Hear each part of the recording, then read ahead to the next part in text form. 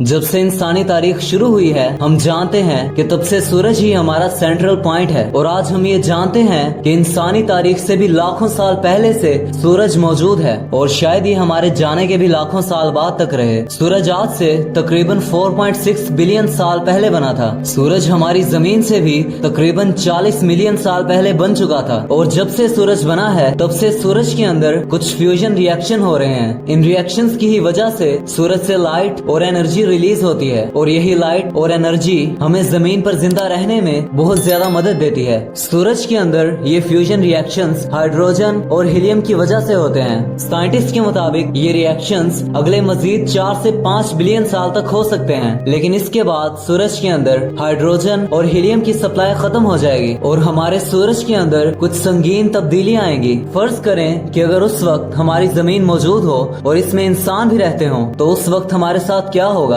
आज की वीडियो में हम यही सब देखेंगे। हमारा सूरज और सोलर सिस्टम कैसे बना, इसके लिए साइंटिस्ट जो एक थ्योरी पेश करते हैं उसे नेब्यूलर थ्योरी कहा जाता है। इस थ्योरी के मुताबिक आज से अरबों साल पहले हमारे प्लैनेट्स और सूरज गैस और मिट्टी के बादल की सूरत में मौजूद थे। ये डस्ट और गैस के पार्टिकल्स एक सेंटर के गिर्द घूम रहे थे। इन पार्टिकल्स के घूमने की वजह से सेंट्रल पॉइंट गर्म से गर्म तर होता चला गया और आखिरकार हमारे सूरज की पैदाइश हुई। ये सेंट्रल पॉइंट ही हमारा सूरज बना। इसके बाद अगले तकरीबन 1 से 2 लाख साल सूरज ने एक प्रोटो स्टार के तौर पर गुजारे और आखिरकार सूरज के अंदरूनी प्रेशर और टेम्परेचर की वजह से सूरज के अंदर फ्यूजन रिएक्शन शुरू हुए। लेकिन ये रिएक्शन सूरज के अंदर हमेशा नहीं होंगे। एक ना एक दिन सूरज का फ्यूल खत्म हो जाएगा जो कि हाइड्रोजन और हीलियम है। पिछले तकरीबन 5 बिलियन ईयर से सूरज अपनी जिंदगी के अहम प्रोसेस में है। सूरज के अंदर बहुत ज्यादा फ्यूजन रिएक्शंस हो रहे हैं जिसके नतीजे में सूरज से बहुत बड़ी अमाउंट में एनर्जी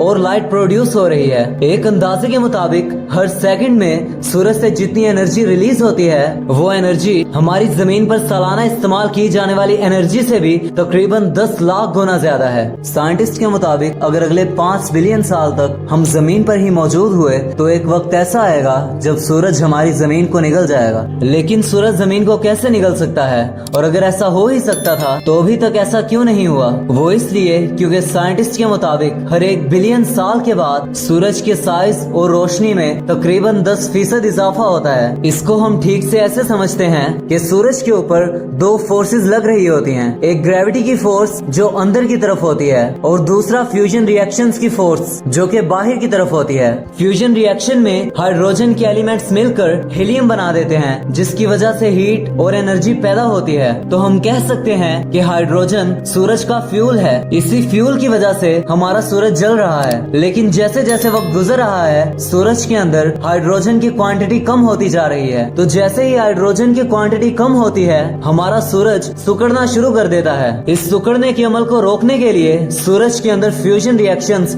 और तेज हो जाते हैं जिसकी वजह से सूरज का आउटर मैस तेजी से फैलना शुरू कर देता है। साइंटिस्ट के मुताबिक अगले तकरीबन 4 से 5 बिलियन साल के अंदर सूरज एक रेड जायंट बन जाएगा। उस वक्त सूरज का साइज हमारे मौजूदा सूरज से तकरीबन 30 गुना ज्यादा बड़ा होगा। ये वो वक्त होगा जब सूरज प्लेनेट मरकरी को निगल चुका होगा और सूरज की रोशनी आज के मुकाबले में हजारों गुना बढ़ चुकी होगी। उस वक्त हमारी जमीन के साथ क्या होगा? हमारी जमीन एक लावे की तरह पिघली हुई होगी। जमीन की तमाम सॉलिड चीजें भी लावे की तरह पिघल रही होंगी। इस वक्त हमारी जमीन एक लावे की गेंद बन चुकी होगी। तो ऐसे ही आहिस्ता आहिस्ता सूरज हमारी जमीन को भी निगल जाएगा। इसके बाद सूरज अनस्टेबल हो जाएगा और चंद ही सालों में हमारे सूरज की जिंदगी खत्म हो जाएगी। इस वक्त हमारा सूरज एक व्हाइट ड्वार्फ बन जाएगा और सूरज का साइज हमारी जमीन या इससे भी ज्यादा छोटा हो जाएगा। ऐसा सूरज के रेड जायंट बनने के तकरीबन 1 से 2 बिलियन साल के बाद होगा। ये वो वक्त होगा जब हमारे सोलर सिस्टम में रोशनी और हीट देने के लिए कोई चीज मौजूद ना होगी और ऐसे ही हमारे सूरज का खात्मा हो जाएगा।